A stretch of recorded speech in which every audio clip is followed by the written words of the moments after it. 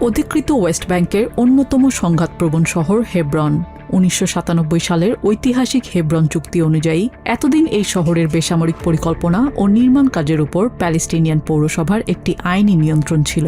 কিন্তু ইসরায়েলের কট্টর ডানপন্থী অর্থমন্ত্রী বেজালেল স্মোট্রিচ সেই চুক্তি আনুষ্ঠানিকভাবে বাতিলের ঘোষণা দিয়ে প্যালেস্টিনিয়ানদের ক্ষমতা কেড়ে নিয়েছেন।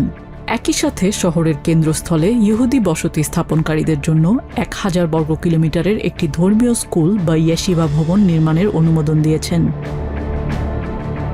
ইসরায়েলি প্রশাসনের এই একতরফা সিদ্ধান্তে সবচেয়ে বড় ঝুঁকিতে পড়েছেন হেব্রনের ওল্ড সিটিতে বসবাসকারী হাজার হাজার প্যালেস্টিনিয়ান পরিবার।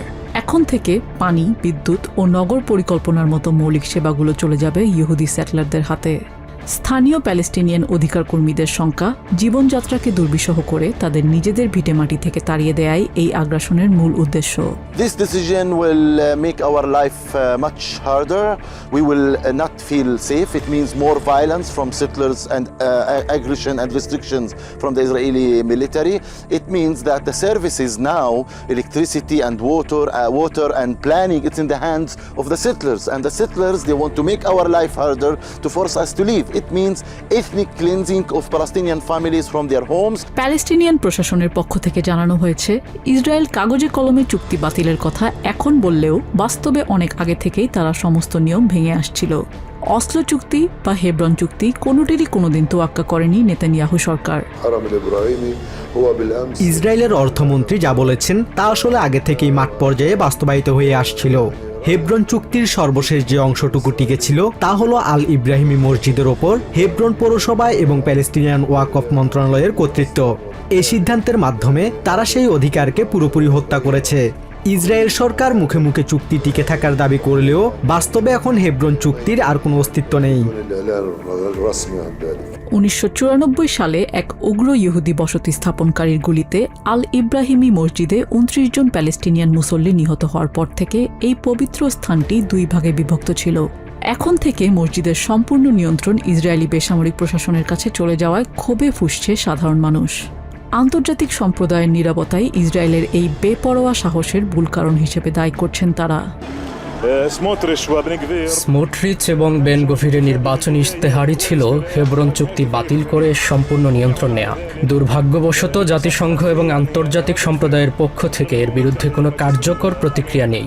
এটি একটি বিশাল উস্কানি যা শহরের বাসিন্দাদের জন্য পরিস্থিতি অত্যন্ত কঠিন করে তুলবে। আশা করছি প্যালেস্টিনিয়ান কর্তৃপক্ষ আন্তর্জাতিক স্তরে কঠোর পদক্ষেপ নেবে।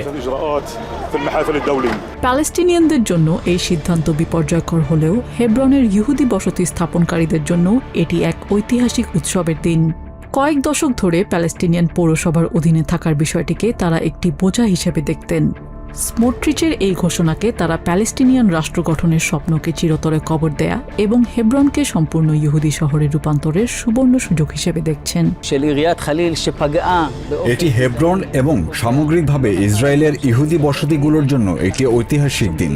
আমরা এখানে আবার ফিরে এসেছি বসতি সম্প্রসারণ করতে। খলিল বা হেব্রন পৌরসভার যে বোঝা আমাদের উপর বৈষম্যমূলকভাবে চাপিয়ে দেওয়া হয়েছিল তা থেকে আমরা মুক্ত হয়েছি। ঈশ্বরের সাহায্যে আগামী ৫০ বছরের মধ্যে হেব্রন আরো অনেক বেশি জায়নবাদী ইহুদি শহরে পরিণত হবে।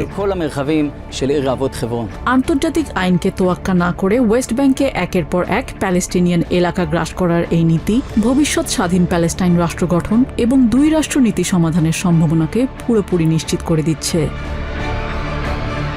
নিজিয়া জামি, TVN 24 news desk. New York থেকে সম্প্রচারিত টিভিএন 24 টেলিভিশন বিশ্বজুড়ে বাঙালির কণ্ঠস্বর।